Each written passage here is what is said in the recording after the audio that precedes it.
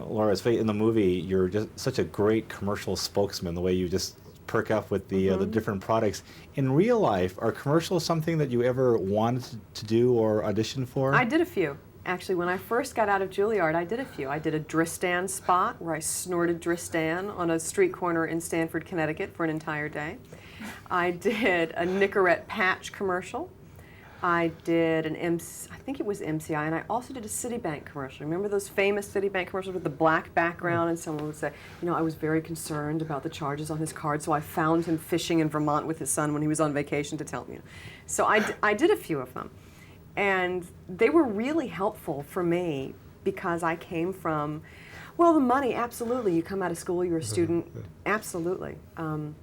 I remember my first coat that I ever bought for myself was from a residual check from a commercial, and I still wear it. It's like the Citibank coat. But for me, it was really helpful because I had never been on a set before. Yeah. I had never been in any environment that dealt with cameras or filming or anything, and I was terrified. It was an alien environment for me, and I was very intimidated. So being able to go and do a shoot, even just for a day, snorting Dristan, was really good experience because it's sort of, you got a taste of what that was like. Laura, I have a great fascination with how audiences act during performances at movie theaters and during stage performances. Yes. Interviewed one actress, was doing a play in Florida. In the middle of the performance, an elderly woman walked to the front of the stage and said, "Speak louder, we can't hear you." Yes, that happens a lot. Well, what kind of memorable interruptions have you had in your theater career? Oh, tons. I was in a production in New York that was not the greatest production in the world. And the verbal sounds that would emanate from the audience, I mean, it just made us all want to stop and go, "I'm so sorry. I'm really sorry." But you'd hear things like, "Oh my God. Oh my God. Is this going on longer?" I mean, you hear things like that. Or if there's a love scene going, "Oh, he's gonna kiss her. He is. Watch. Told you. So you get a lot of stuff like that. Okay.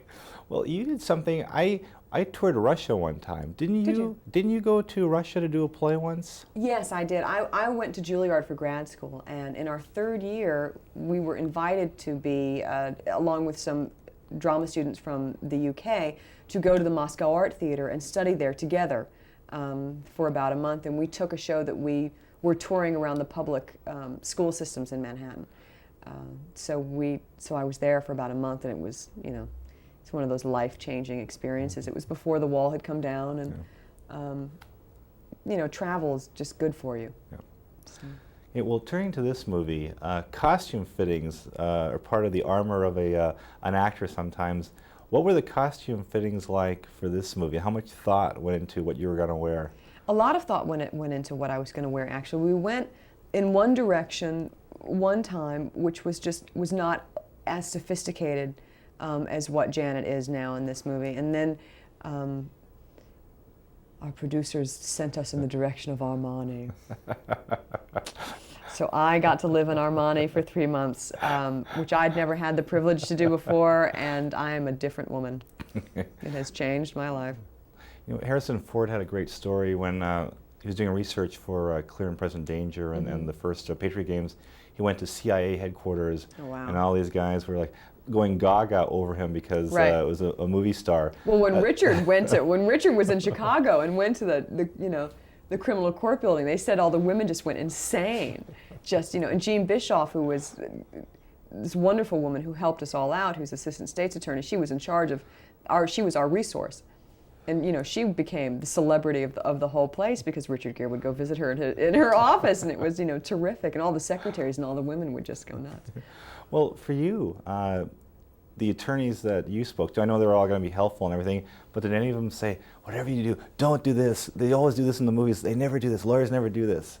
Did you ever get any? No, actually, because I think lawyers do just about anything, which is one thing that I learned.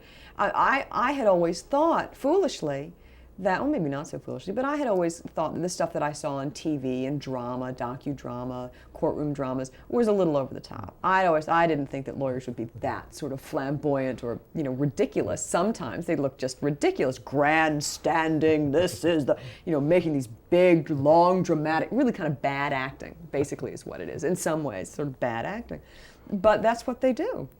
It is big and it is bold, and they make their points and they grab the attention of the jury, and sometimes I think it's a real fine line. I think they have to be distinct enough and clear enough and captivating enough to lay things out to tell the story that they want to tell. So Great. I was surprised. Well, turning to this movie, the scenes when you're driving with Jim Carrey, where he had this maniacal look in his eyes, how concerned were you in those scenes? I was concerned. I was concerned because Jim was really driving the car, and Jim was great. Jim is an amazing driver. I mean, really, really incredible. The fact that he did all of that, and we were doing some complicated stuff, like stopping very quickly and backing up and going round and round and round and going through a wall of fire and all of that. So there was a little panic in there. Yeah. Did he say anything to reassure you before the takes? I think he laughed in my face. Ha ha ha. No, he was. Very quickly I knew that he was really, really good behind the wheel, and they certainly were not going to let him injure me or injure himself. So it was fine. But it's nerve-wracking when you're not driving a car. I was nervous even when the stunt guy was in there a few times. I mean, Well, also, I like to be in control. And the last question, I was just so impressed at how original this film is. It's very, very different, and not like a movie that a lot of people will expect Jim Carrey to make. When you and he talked beforehand, was there any fear on his part, do you think, about whether his fans would embrace this type of movie? We didn't talk about that, to be honest with you. I mean, most actors don't really talk in those terms about what my fan, I'm sure maybe people think it, but you don't really discuss it that way. We were all nervous. This was challenging material, so all of us were concerned and challenged and excited by the challenge. And Jim was trying something, not trying something, was given the opportunity to do something different. So I think we were all excited more than anything else.